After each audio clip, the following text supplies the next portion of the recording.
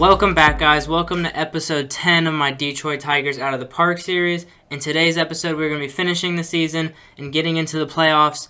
Right now, we are here on roster expansion day. I did simulate a month since the last episode, September 1st. I wanted to simulate to here because we do have the extra 2 spots and we have a lot of decisions to make here. But first, I wanted to go over a few moves I've made since the last time I recorded. We did release Freddie Galvis from our roster because he was unhappy that he wasn't starting, and clearly he's not going to start over Xander Bogaerts or Adam Frazier. And there's just no room for him, so I just decided to release him, let him go. He can go play for another team. We called up Zach Short to be that backup middle infielder. He's nothing special. He's a 27-year-old that's sat in AAA the whole season.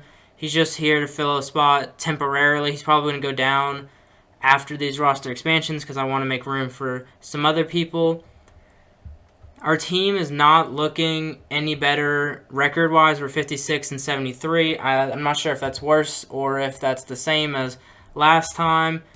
We also made another move that I wanted to go over real fast to go to transactions. We let go of Carlos Rodon, who in real life actually just threw a no-hitter, but we let him go. He came back from the IL, and then he wouldn't go to AAA. He was declining to go there. I really like how our pitching's doing in the bullpen this year. We have way too many guys, and the only guy I was thinking about sending down was Michael King, and has a 3.05 ERA in 76 innings, so there's no reason for me to send him down. We have plenty of arms. I don't care about getting rid of him. He wasn't on a big contract or anything, so I was fine with it. So he's gone as well. I think that's it for the moves I've made since the last episode. So let's get into who's getting called up in the roster expansion. So, like I said, we're going to send back down Zach Short, I think. We're going to send him back down to AAA. And we have a few options here. Obviously, we have Austin Riley. Let's look at the batting side first. So we have Austin Riley, who was on the roster. He's hitting .281 in AAA with 15 home runs in 52 games. It's pretty good. It's AAA, though. I expected him to do really well. He's an option, obviously. We could bring up another catcher. We have Grayson. He hasn't been great in AAA, though. I don't really see a reason to, since we already have 2 starting caliber catchers, though. So that's probably off the table. We have Billy Hamilton as a base runner for us. He could be really good. He still has really good speed. As you can see here, he still has plenty of speed for his age. So he's definitely an option on the offensive side of the ball. We have a few prospects here. We have Bryant Packard. He looks all right. He's hitting really well in AAA. He's hitting .350 with 7 home runs in 69 games. And we have Isaac Paredes, who's been a big prospect for us for a while. He's hitting .283 with 2 home runs. He's an option. Nick Quintana is an option, but he's less of an option than Paredes, so I'm not even going to talk about him. Then we have a bunch of guys who I'm not really considering. And then we have Spencer Torkelson, who I'm seriously considering. He is almost a guarantee to get called up right now. He's hitting .294 with 15 home runs and 55 RBIs. I really like what he's been doing in AAA. He's proving that he's ready to get called up, I think. So we're going to go ahead and call him up. And as you can see here, he's position locked to second base because I wanted him to go ahead and build up the position rating at second base because I think that's where he's going to be next season. We only have Adam Frazier for the 1 year, or for this year, and then his contract expires. So I think Spencer Torkelson is the second baseman next year because I like our outfield. We have Riley Green, who's I'll show his stats right now. He is playing amazing at the major league level. He's hitting .275 with 14 home runs and 54 RBIs.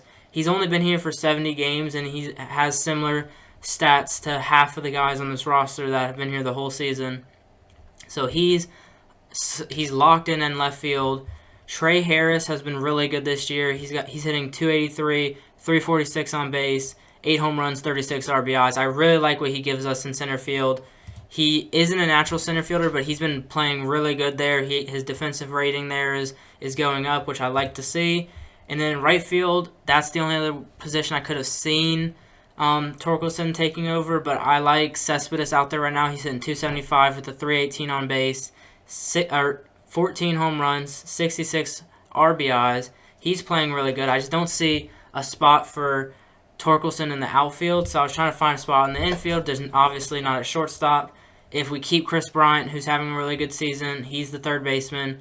So that really just left second base for him. Maybe first base, but I like Evan White right now. I want to give him at least one more season because he has good home run power, and he's a good defensive first baseman. So second base is the spot for him. We're going to give him the call-up. So now he's going to be making his... I don't think it's his debut. I'm pretty sure we've already called him up before, but he's going to make his debut this season. But that leaves 2 more roster spots.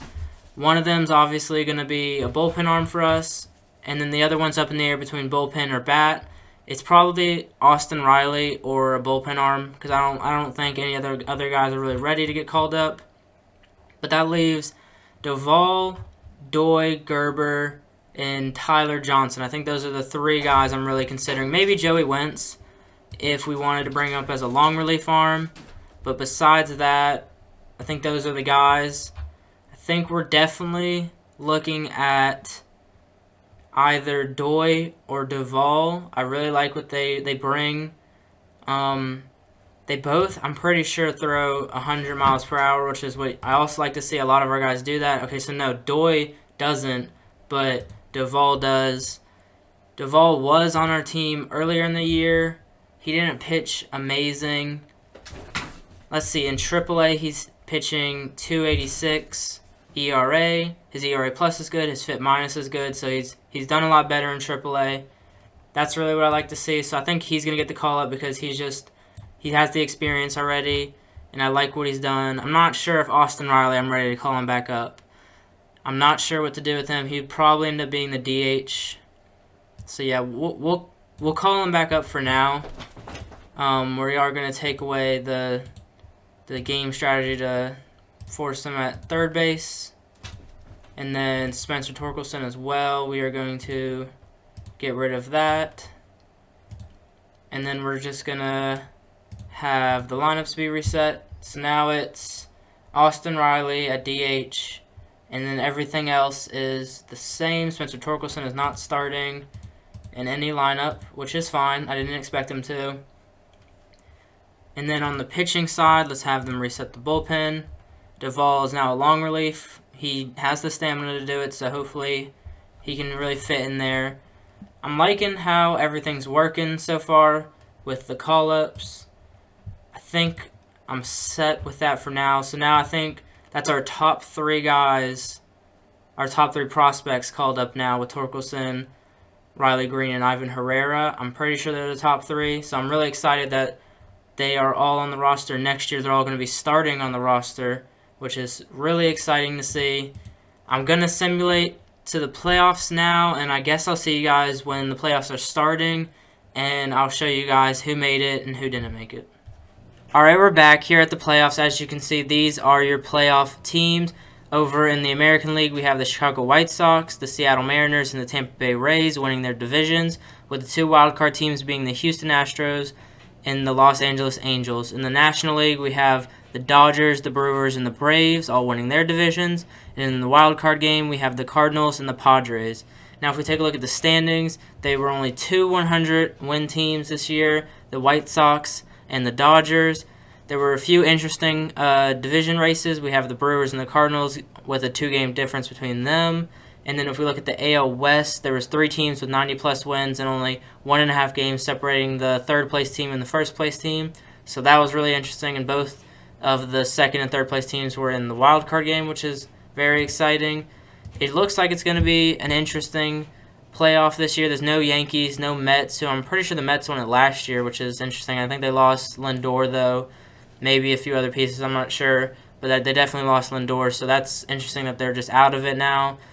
The Braves, the Dodgers, and the Padres, I remember, were in last year's. Over on this side, the Angels were in it last year, and I think the Astros were in it last year. I'm not sure about anybody else. But I'm going to simulate the entire playoffs, and I'll be back when we have a winner. All right, here we have your 2022 World Series winners, the Chicago White Sox beating the Braves 4-1 in the World Series. It was a pretty easy ride for the White Sox outside of the Tampa Bay Rays. They beat the Astros 3-0, and they went 7 games with the Rays, winning 4-3, and then winning in 5 games against the Braves. And then the Braves, very similar on the other side. They sweep the Brewers, then they go 7 games with the Padres, but then they lose in the World Series. And they actually had a lot of injuries, so very impressive that they even got there. Let's take a look at their injuries real fast, because I'm pretty sure it's a lot of important guys. Well, as you can see, Kyle Wright, AJ Minter, Tucker Barnhart was injured.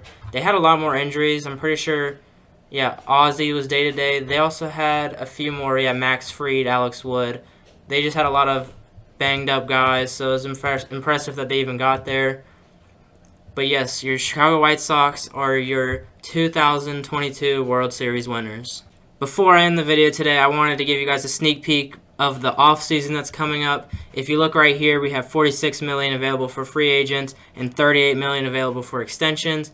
You guys can take your guesses as to how that happened. I'm sure you guys know why we have that much money, but I'm very excited to get into the offseason. Our team is finally starting to take shape, and I'm so excited to build the rest of it in order to be contenders next season. If you liked today's video, I know it was short. Leave a like, though. Make sure to subscribe so that you guys will be able to watch the off season. That is going to be very exciting. And thank you for watching today's video.